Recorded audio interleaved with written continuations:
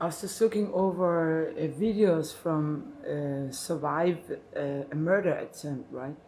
And it strikes that of course I also been in circumstances where there is a risk, for example, anti-terror and stuff like that.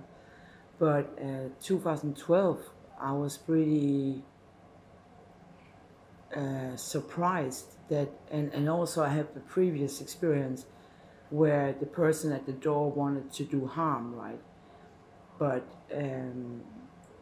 it's not that you are. Me and my son and the U.S. Visitor Chris Stevenson, we were not up to something, or we didn't have any kind of. Um, there was no reason really. I mean, it was we were totally surprised that they would do like that. I think personally that when somebody tries to kill you, that um, I was in and out unconscious for some time, and for the first time in my life, no, not the first time because I've been in shock one time before, but I went into shock, so my body didn't move. I couldn't move at all, and I managed to call some assistant of the Irish ambassador in the United States and the dad and a magazine before I went into shock. But when you go into shock, you can't you can't really move and you can't really breathe and stuff. And I heard myself not be able to breathe, and I kind of laid and thought, okay, they're taking the child, and I heard him before that scream, and I thought that that's it. They're taking my whole world apart, and so what's left. And then I wake up pretty cold, and later I wake up in a hospital and I screamed and I cried for months, and told what was happening. The weird thing is that I told what happened over and over again, and there might have been civil police there, but there were really no kind of attention that it was a crime. I think they might have mistaken Chris Stevenson from being a boyfriend or something, or a person that didn't matter. It was a low income area.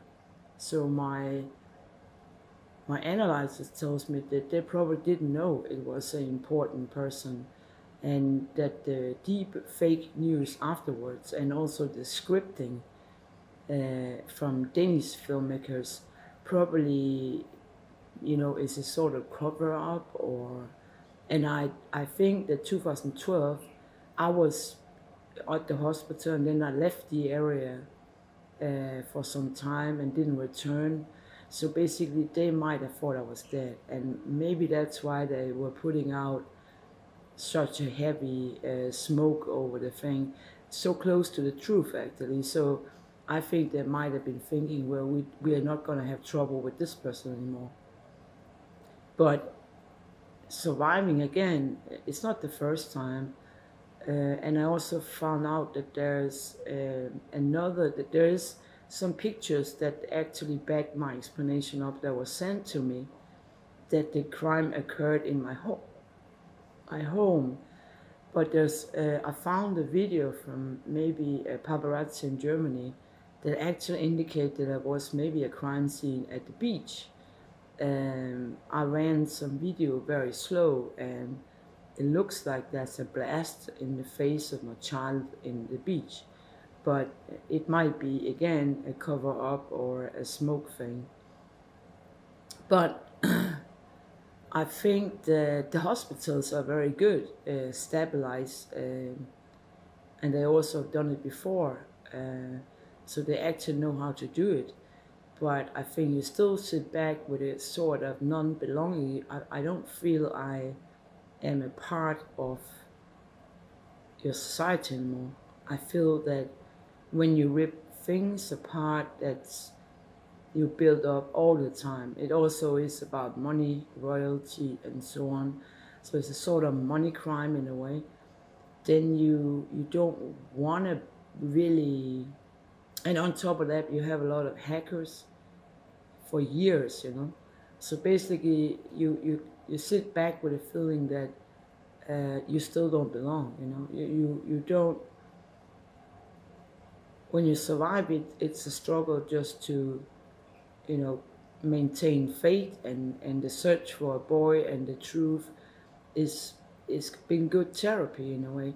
But it's also like you come to the closed doors of, well, nobody wants to see the truth, or you wouldn't understand it anyway, you know.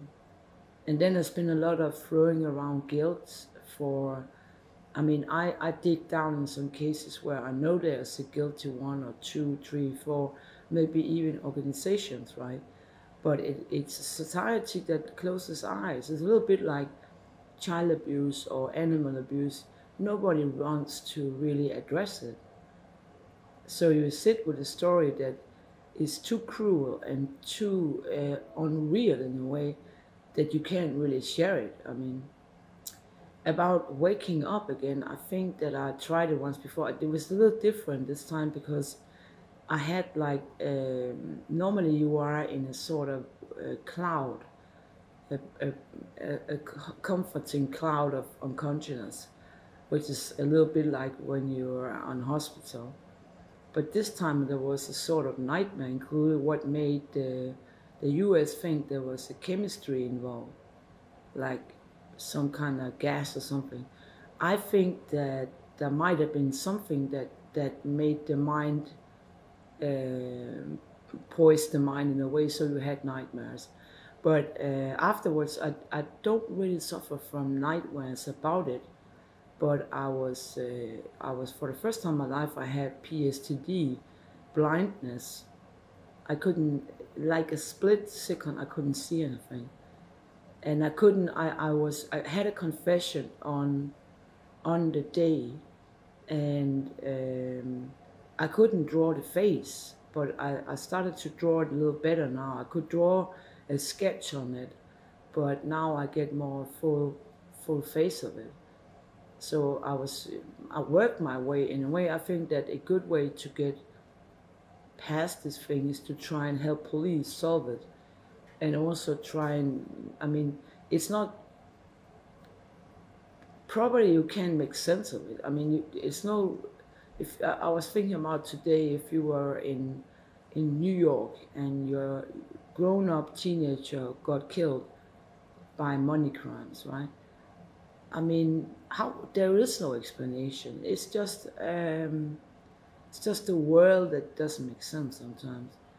And I still, because I tried to be hit by terror before and lost friends and so on, I think that the best way is, I think that the dead people are not far away. I think it's, you have to let them live in a sort of like an angel, or, you know, don't kind of put them away. So I still, you know, and then we have, I see my son 1 hour a month, which is what? Because I barely survived. So there's a confusion about the identification, and also because the whole document fraud and money fraud, and it's a bit strange if the case is simple, right? So you got 1 hour, and I deal with that way, the 1 hour visit a month. I think, like, I try to kind of photograph it a little bit and try to find out what's this about, right?